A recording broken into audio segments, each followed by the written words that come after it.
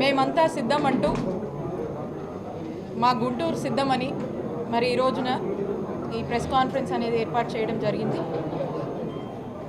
గౌరవ ముఖ్యమంత్రి వర్యులు శ్రీ వైఎస్ జగన్మోహన్ రెడ్డి గారు ఫ్రైడే 12వ తారీఖు మన గుంటూరు జిల్లా మేమంతా సిద్ధమనేటువంటి రోడ్ షోకి మరియు బహిరంగ సభకి ముఖ్యమంత్రి గారి రాకకు సంబంధించినటువంటి ఏర్పాట్ల కోసము ఈ మీటింగ్ అనేది కండక్ట్ చేసుకోవడం జరిగింది.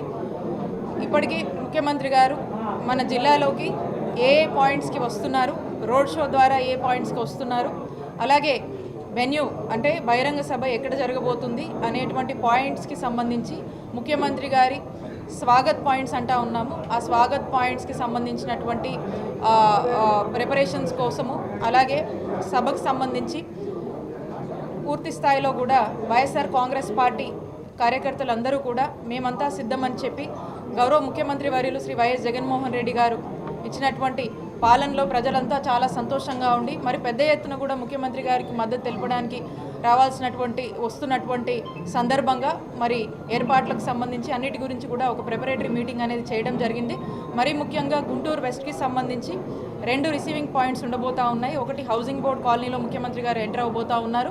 ఆ తర్వాత చుట్టుగుంట నుంచి మరి ప్రతిపాడులోకి వెళ్ళేటువంటి పాయింట్స్ ఏదైతే ఉన్నాయో మరి వాటి గురించి కూడా డిస్కషన్ చేయడం జరిగింది. కాబట్టి ఇక్కడ ఉన్నటువంటి వైఎస్ఆర్ కాంగ్రెస్ పార్టీ కార్యకర్తల్ని అలాగే ముఖ్యమంత్రి గారి అభిమానులందరికీ కూడా మరి 12వ తారీఖు మరి 3 గంటలకి ముఖ్యమంత్రి గారు మన కాన్స్టిట్యున్సీకి ఎంటర్ అవబోతా ఉన్నారు. కాబట్టి అందరూ కూడా పార్టిసిపేట్ చేసి ఈ యొక్క మేమంతా సిద్ధం కార్యక్రమాన్ని విజయవంతం చేయవలసిందిగా ప్రతి ఒక్కరిని కూడా విజ్ఞప్తి చేస్తూ మరి ఇప్పటికే మనం చూసాము రాష్ట్ర వ్యాప్తంగా మేమంతా సిద్ధం అనేటువంటి సభలు ఏ విధంగా ముఖ్యమంత్రి గారికి ఆదరణ లభిస్తుందనేది మనం చూస్తూ ఉన్నాము. ముఖ్యమంత్రి గారు అందించినటువంటి ఒక గొప్ప పాలనలో రాష్ట్ర ప్రజలంతా ఏ విధంగా సంతోషంగా ఉన్నారు, వైఎస్ఆర్ కాంగ్రెస్ పార్టీకి ఏ విధంగా పెద్ద ఎత్తున మద్దతు తెలుపుతున్నారు అనేది మనం వరుసగా చూస్తూ వచ్చాము. మరి మన జిల్లాలో కూడా అదే ఎత్తున అంతే పెద్ద ఎత్తున కూడా అదే రిసీవింగ్ అదే మద్దతు అనేది గుంటూరు జిల్లాలో కూడా ఉండబోతుందని మేము పూర్తి స్థాయిలో కూడా మేము ఆకాంక్షిస్తున్నాము. కాబట్టి ఉన్నటువంటి ప్రతి ఒక్కరిని కూడా పార్టిసిపేట్ చేసి ముఖ్యమంత్రి గారి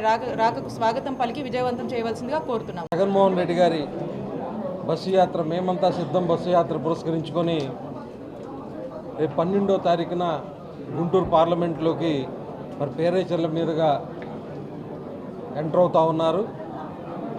అలాగే పేరేచర్ల నుండి రోడ్ షో మార్గంగా నల్లపాడు, అలాగే ఎన్జిఓ కాలనీ, చుట్టుకుంట మీదుగా విఐపి రోడ్ నుండి బైపాస్కి ఆంజనేయస్వామి గుడి ఆంజనేయస్వామి విగ్రహం దగ్గరలో మీటింగ్ ఏర్పాటు చేయడం అయింది. మరి సుమారుగా 150,000 మందితో ఈ సభని ఈ ప్రాంగణాన్ని మరి డిజైన్ చేయడం జరుగుతూ ఉంది. కాబట్టి అందరూ కూడా మరి కార్యకర్తలందరూ కూడా ఉత్సాహంగా ఈ మీటింగ్లో పాల్గొనాలా, అచ్చంగా అలాగే ఈ రోడ్ షోస్లో పాల్గొనాలని చెప్పి మరి అందరినీ కూడా మేము మనస్ఫూర్తిగా కోరుకుంటా ఉన్నాము. గౌరవ ముఖ్యమంత్రి శ్రీ జగన్మోహన్ రెడ్డి గారు ప్రారంభించినటువంటి బస్సు యాత్ర 12వ తారీఖున గుంటూరు పార్లమెంటు పరిధిలోకి ప్రవేశించి అదే రోజున ఏటుకూరు బైపాస్ రోడ్లో గల ఆంజనేయ స్వామి విగ్రహం పక్కనున్నటువంటి గ్రౌండ్లో పెద్ద ఎత్తున బహిరంగ సభ జరగబోతున్నటువంటి పరిస్థితులు. దాన్ని దృష్టిలో పెట్టుకొని ఈ రోజున పార్టీకి సంబంధించినటువంటి పెద్దలు క్షేత్రస్థాయికి వెళ్ళి వాటిని పరిశీలన చేసినటువంటి పరిస్థితులు. 3 గంటల కల్లా గుంటూరు పశ్చిమ నియోజకవర్గంలోకి హౌసింగ్ బోర్డు దగ్గర అక్కడ నుంచి బస్ యాత్ర ప్రారంభమవుతుంది. కాబట్టి దానికి సంబంధించి వైఎస్ఆర్ కాంగ్రెస్ పార్టీ కార్యకర్తలు శ్రేణులు అందరూ కూడా 3 గంటల కల్లా కూడా స్వాగతం పాయింట్ దగ్గర వారి కేటాయించినటువంటి వార్డులకు సంబంధించిన వారందరూ కూడా అక్కడికి వచ్చే విధంగా, రిమైనింగ్ ఉన్నటువంటి వార్డులకు సంబంధించినటువంటి కార్యకర్తలందరినీ కూడా బహిరంగ సభ దగ్గరికి వచ్చే విధంగా తగిన ఏర్పాట్లు చేయటానికి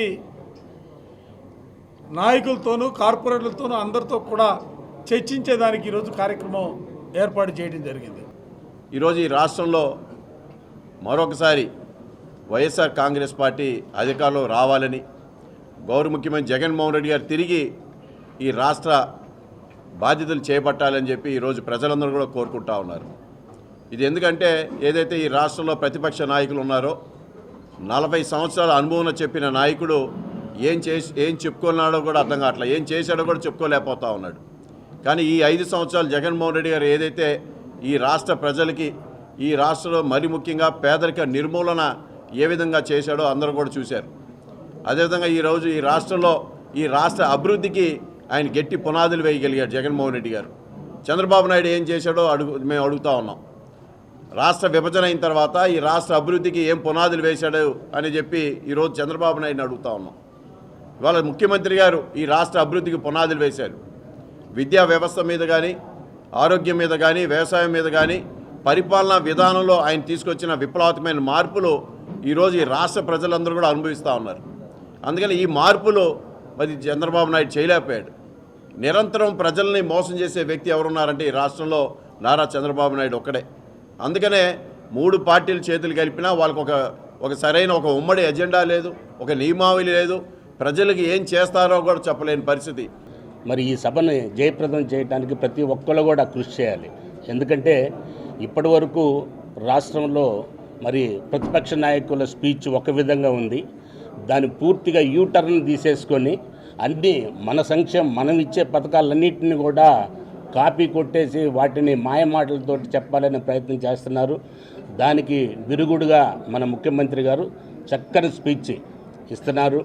మీరు చూసినట్టయితే ఇక్కడ ఇచ్చాపురంలో మొదలైన మరి ఈ కోస్టల్ ఏరియాలో జరిగిన సభకి ఈ రోజున ఇటు రాయలసీమలో జరిగిన సభకి చూసినట్టయితే ప్రతి రోజుకు కూడా కొన్ని లక్షల మంది మరి మన వైఎస్ఆర్సీపీ నాయకులే కాకుండా మరి కార్యకర్తలు పార్టిసిపేట్ చేస్తూ ఎంతో విజయవంతం చేస్తున్నారు. కాబట్టి మనం కూడా ఒక రికార్డు సృష్టించే విధంగా ఈ సభను విజయవంతం చేయాలని కోరుకుంటున్నాం.